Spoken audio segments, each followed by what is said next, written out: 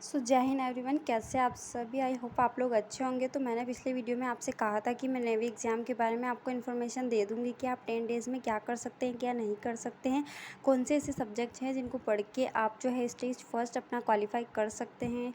ये जो है हम SSR के बारे में बात करेंगे। जैसे कि मैंने खुद ने क्वालिफाई किया है, सिर्फ 2 सब्जेक्ट पढ़ के मैंने जो है स्टेज फर्स्ट क्वालिफाई किया है। तो अगर आपने भी अभी तक कुछ नहीं पढ़ा है, आप 10 डेज़ में अपना नेवी SSR का या फिर MR का जो है स्टेज फर्स्ट क्लियर करना चाहते हैं, तो आप इस वीडियो में आगे तक बने रहिए। मैं आपको पूरी डिटेल इस वीडियो में दूंगी कि आप कौन से 2 सब्जेक्ट ऐसे हैं जिनको स्ट्रॉन्ग करके आप जो है अपना स्टेज फर्स्ट क्लियर कर सकते हैं। ठीक है, तो जो लोग एयरफोर्स की प्रिपरेशन कर रहे हैं उनको तो सारी चीज़ें पता ही होंगी। Physics and maths technical subject हैं, ठीक है, और GK GS हो गया या इंग्लिश हो गया, ये जो है मतलब आप लोगों ने पढ़ रखे होंगे। जैसे वाई ग्रुप वाले होंगे तो उन्होंने GK GS ऑलरेडी पढ़ रखा होगा, इंग्लिश भी उन्होंने पढ़ रखा होगा। ठीक है, जो एक्स ग्रुप वाले होंगे उन्होंने ये 3 सब्जेक्ट पढ़ रखे होंगे, जो बोथ वाले होंगे उन्होंने ये सारे ही पढ़ रखे होंगे। ठीक है, बट जो बिगनर्स है या जिन लोगों ने फर्स्ट टाइम एयरफोर्स का एग्ज़ाम दिया है, उस टाइम भी उन्होंने कुछ नहीं पढ़ा है और अभी भी उन्होंने कुछ नहीं पढ़ा है और वो नेवी का एग्ज़ाम देना चाहते हैं और चाहते हैं कि हम अपना स्टेज फर्स्ट क्लियर कर लें, कैसे भी करके मतलब बस क्लियर हो जाए, तो इस वीडियो में मैं आपको इसके बारे में बताने वाली हूँ। ठीक है, तो जैसे कि आप लोगों को पता है कि SSC एग्ज़ाम कंडक्ट करवा रही है इस बार नेवी का।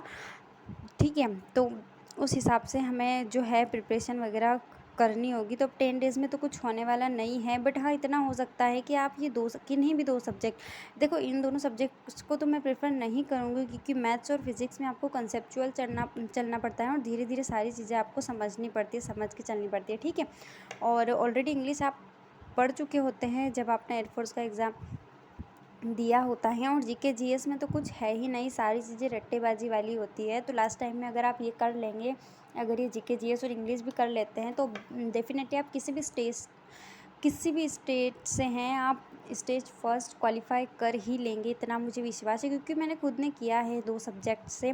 ठीक है, तो मैं अपनी बात करूँ तो मैंने इंग्लिश और GK GS दोनों सब्जेक्ट से अपना एग्ज़ाम क्लियर किया है। आप चाहे तो मैं अपना जो है रिज़ल्ट भी अपलोड कर दूंगी। अगर आप लोगों को नहीं होता विश्वास, आप लोगों को डाउट है, तो मैं अपना नेवी का जो है 2026 में जो भी हुआ है, आया है रिज़ल्ट, उसमें मेरा हुआ है। ठीक है, मैं MP से, तो मैं आप लोगों को इस वीडियो में बताऊंगी कि आप कैसे इंग्लिश और GK पढ़ के आप सिर्फ इंग्लिश और GK 2 सब्जेक्ट से अपना एग्ज़ाम 10 डेज़ में क्वालिफाई कर सकते हैं। ओनली 10 डेज़ में। डेफिनेटली अगर मैंने जिस वीडियो में बताया आपने कर लिया तो 101% आपका 10 डेज़ में एग्ज़ाम क्लियर हो जाएगा। ये मैं अपनी इस वीडियो में गारंटी लेती हूँ। अगर आपका नहीं होता है तो आप मुझे आके बोलिएगा, आप कमेंट में बोलिएगा कि आपने तो ये बताया था और ये नहीं हुआ। ठीक है, तो बेसिकली इंग्लिश में क्या होता है, वोकेबलरी होती है, इसमें सिनोनियम होता है, एंटोनियम होता है, वन वर्ड होता है, इडियम होता है, स्पेलिंग मिस्टेक होता है, प्रीपोजिशन होता है, फिलर होता है, ग्रामर के सब्जेक्ट्स होते हैं, उसमें पंक्चुएशंस वगैरह भी नेवी में आते हैं। ठीक है, 25-25 मार्क्स के होते हैं। 25 का इंग्लिश होता है, GK GS होता है, 25 का मैथ्स होता है, 25 का फिजिक्स होता है। तो आपको 100 में से 100 मार्क्स गेन नहीं करने हैं। ठीक है, आप सिर्फ इन 50 मार्क्स पे ध्यान दीजिए।